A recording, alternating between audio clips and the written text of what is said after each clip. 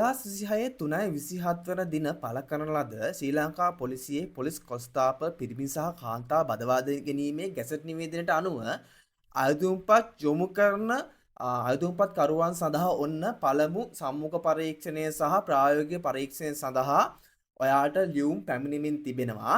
හැබැයි දැන් රටේ තියෙන වාතාවරණයත් එක්ක ලියුම් ගෙදරට එන්නේ නැති හින්දා ඕගොල්ලෝගේ දිස්ත්‍රික්කයේ අදාළ පොලිස් කොට්ටාසවලට ලෙටර් එකක් එවලා තිනවා. ලෙටර් එකකින් දක්වලා තිනවා ඔයාලට වෙනම දුරකථන ඇමතුමක් ලබා දීලා මේ සඳහා අයදුම්පත් කරපු සිසුන් සඳහා තෝරා ගැනීමේ සම්මුඛ පරීක්ෂණය සහ ඔයාලට එන පුහුණු පරීක්ෂණය සඳහා අදාළ තොරතුරු ඔබට ලබා දෙන්න කියලා ලෙටර් එකක් ඇවිල්ලා තිනවා. ඒකට අනුව 2026 4 වෙනි දින, ඒ කියන්නේ අප්‍රේල් 7 වෙනි දින සිට තමා මේ ප්‍රථම සම්මුඛ පරීක්ෂණය සඳහා කැඳවීම සිද්ධ කරන්නේ. එතකොට ඔයාලට දක්වලා තියෙන කොහෙද ස්ථානයටද ඔයාලට එන්න ඕනේ කියලා බම්බලපිටිය පොලිස් ශ්‍රේෂ්ඨ බලකා මූලස්ථානය වෙත තමයි ඔගොන් එන්න ඕනේ. ඉතින් ඒ සම්බන්ධයෙන් ඉදිරියේදී ඔයාලට ඔයාගේ දිස්ත්‍රික්කයේ ප්‍රදේශයේ තියෙන පොලිස් දෙපාර්තමේන්තුව පොලිසිය මගින් ඔයාලට දුරකථන ඇමතුමක් සහ WhatsApp පණිවිඩයක් යොමු කරાવી. ඔයාලට මේ සම්මුඛ පරීක්ෂණය සඳහා සහ මේ පුහුණු පරීක්ෂණය සඳහා පැමිණෙන්න කියලා. තාම අයදුම්පත් කැඳවීම අවසන් වෙලා නැහැ. අයදුම්පත් කැඳවීම අවසන් වෙන්නේ මයි මාසේ 5 වෙනිදාට. ඒ වුණාට දැම්ම ඉඳන් ඇප්ලිකේෂන් යොමු කරන සිසුන් සඳහා ඇප්ලිකේෂන් යොමු කරන අයදුම්කරුවන් සඳහා මේ පළමු පරීක්ෂණය පැවැත්වීම සම්බන්ධයෙන් කටයුතු කරනවා. ඒක තමයි ගිය අවුරුදු 2ට කලින් අවුරුදු වල සිදුුනේ. ඉතින් ඔයාලා කලබල වෙන්න එපා. දැන් ඔයා අයදුම්පත් යොමු කරේ නෑ මට යන්න බැරි වෙයි කියලා ගැටලුවක් නෑ. ඉදිරියේදී දිගටම හැමදාම ඔයාට මේ සම්මුඛ පරීක්ෂණය කැඳවනවා. සම්මුඛ පරීක්ෂණයේ අනුතුරුව තමයි ඔයාට ඒකෙන් සුසුකම් ලැබුවට පස්සේ ලිඛිත තෝරා ගැනීමේ පරීක්ෂණයක් සඳහා ඔයාට මොහොතෙන් සිද්ධ වෙන්නේ. එතකොට ලිඛිත තෝරා ගැනීමේ පරීක්ෂණය ගැන බය වෙන්න එපා. ලිඛිත තෝරා ගැනීමේ පරීක්ෂණය සඳහා ඔයාට ලකලෑස්ති වෙන්න ඕන නම් ඔයාට පුළුවන් අපිත් එක්ක සම්බන්ධ වෙන්න. මේ පල්ලෙහා WhatsApp group link එකක් දාලා මේ වීඩියෝ පල්ලෙහා ඒ WhatsApp group link එක ක්ලික් කරලා අපේ WhatsApp group එකට සම්බන්ධ වුණාට පස්සේ මේ සම්බන්ධ වැඩිදුර තොරතුරු දැන කියා ගැනීමේ හැකියාවක් තියෙනවා. ඒ වගේම ඔයාට මේ තිරේ දිස්ස දුරකථන අංකයට WhatsApp පණිවිඩයක් යොමු කිරීම මගින් මේ සම්බන්ධ වැඩිදුර තොරතුරු දැන කියා ගැනීමේ හැකියාවක් තියෙනවා.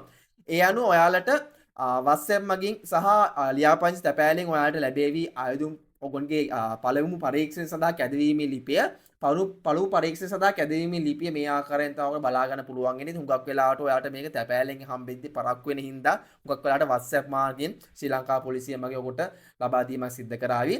මේකේ විශේෂයෙන්ම දක්වලා තියෙනවා මේ පරීක්ෂණය පැමිණෙන විට පහත සඳහන් දෑ රැගෙන එන්න කියලා.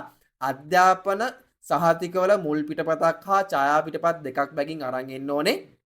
ඒ වගේම උප්පැන්න සහතිකය හා එහි ඡායා පිටපත් දෙකක් අරන් එන්න ඕනේ. ඒ වගේම ජාතික හැඳුනුම්පත හෝ ඔබගේ අනන්‍යතාවය තහවුරු කිරීම සඳහා රියදුරු බලපත්‍රයක් හෝ විදේශ ගමන් බලපත්‍රයක් තියෙනවා නම් ඒක අරන් එන්න ඕනේ. එහෙම නැත්නම් මේ දෙකම නැත්නම් ග්‍රාම නිලධාරී හෝ සාමිනිසුවරයෙක් විසින් සහතික කරන ලද ඡායා පිටපත් වෙන්නත් ඕනේ. ඒ කියන්නේ අනිවාර්යයෙන්ම ඔයා මේක ජාතික හැඳුම්පත අරන් යනවා නම් ඒකේ ඔයා ෆොටෝකොපි අරන් යනවා නම් ඒ ෆොටෝකොපි අනිවාර්යයෙන්ම ග්‍රාම නිලධාරිවරයෙක් හෝ සාමිනිසු කෙනෙක් විසින් සහතික කරපු ඡායා පිටපත් වෙන්නත් ඕනේ. ඒ වගේම පෑනක් සහ මේ ලිපිය අරන් එන්න කියලා තියෙනවා. ඒ වගේම මාස 3ක් ඇතුළත ලබාගත් අඟල් 2.2 ප්‍රමාණයේ වර්ණ ඡායා පිටපතක් අරන් එන්න ඕනේ. ඒකට වර්ණ ඡායා පිටපත අයදුම්පතේ අමුණා රැගෙන එන්න කියලා මේක දක්වලා තිනවා. ඉතින් මාස 3ක් ඇතුළත ලබාගත් එකක් වෙන්න ඕනේ. ඉතින් ඔයාලට ගිහිල්ලා ඔයාගේ ළඟම තියෙන ෆොටෝස් ගහන්න යන ගියාට පස්සේ අඟල් 2.2 කිව්වට පස්සේ ඒක ෆොටෝ එක ගහලා ඔයාලට දෙනවා වර්ණ ඡායා පිටපතක් අරන් එන්න. ෆොටෝ එක ගහද්දි හොඳට පිළිවෙලට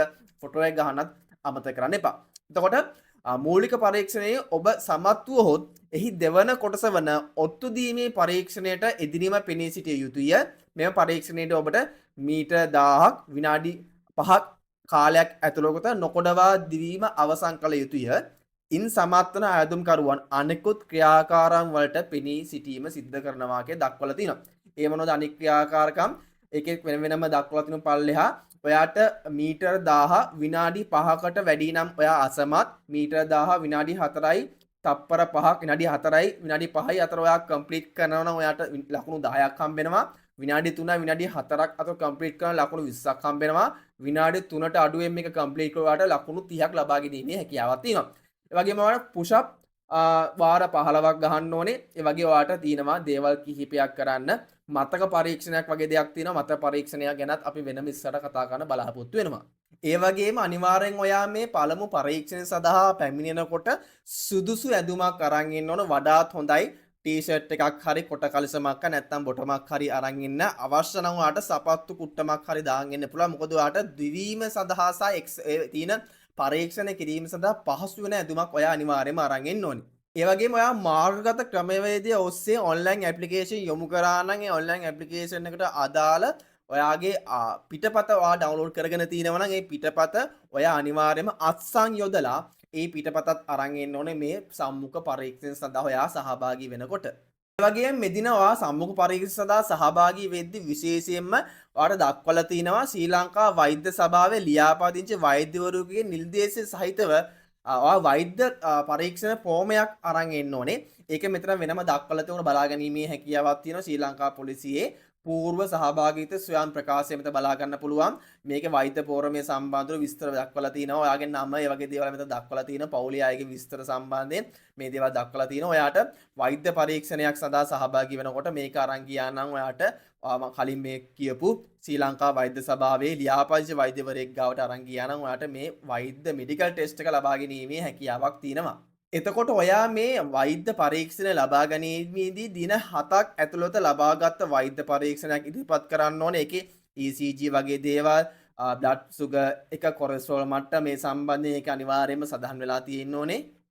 ඒ වගේම දක්වලා තියෙනවා ඔයාට මොකක් හෝ රෝගී තත්ත්වයක් තියෙනවා නම්, හදිසි අනතුරක් වෙලා තියෙනවා නම් ඔයාගේ මෙඩිකල් ටෙස්ට් එක ෆේල් වෙනවා කියලා මේකේ පැහැදිලිව දක්වලා තියෙනවා.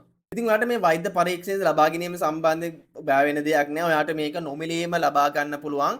ඔයාගේ රජයේ හොස්පිටල් එකට ගියාට පස්සේ, රජයේ රෝහලට ගියාට පස්සේ මේ වෛද්‍ය පරීක්ෂණය සම්බන්ධයෙන් ඔයා මේ ලෙටර් එකත් අරන් ගිහිල්ලා මේක දුන්නට පස්සේ ඒ වෛද්‍යවරයෙක් ඔයාට මේ සම්පූර්ණ වෛද්‍ය පරීක්ෂණය කරලා දෙනවා. එහෙම නැත්නම් ඔයාට පෞද්ගලිකව මේ වෛද්‍ය පරීක්ෂණය කරනවා නම් ශ්‍රී ලංකා වෛද්‍ය සභාවේ ලියාපදිංචි වෛද්‍යවරයෙක් ඉන්න ඕනේ. එතකොට ඔයගොල්ලෝ පෞද්ගලික රෝහල වලට ගිහිල්ලා හරි මේ වෛද්‍ය පරීක්ෂණයේ අදාළ වෛද්‍ය පරීක්ෂණ ෆෝම් එක ෆිල් කරලා ඒක අනිවාර්යයෙන්ම අරගෙන එන්න ඕනේ.